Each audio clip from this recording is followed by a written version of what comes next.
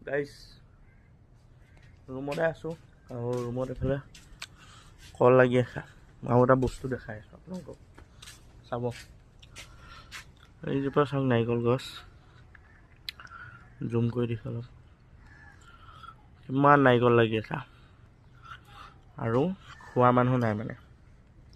এইখিনি হ'ল পূৰা জংঘল এৰিয়া এইটো, আমাৰ ৰুমৰ কাষতে এইফালে, তাত মানে মানুহ দুনুহ নাই আৰু এইটো মানে দেখাই আছোঁ অলপ আগতে।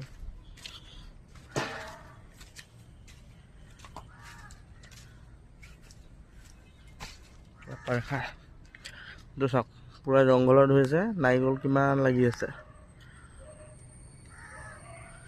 বৰষুণ পৰি আছে অলপ অলপ।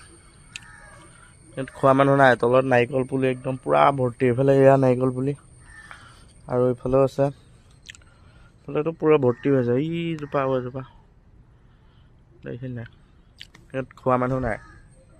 আৰু আমাৰ অসমত কিমান দাম জনাবচোন এতিয়া, ক'ত কিমান হৈ আছে। কেৰেলাত মানে নাৰিকলৰ অভাৱ নাই, সেইটো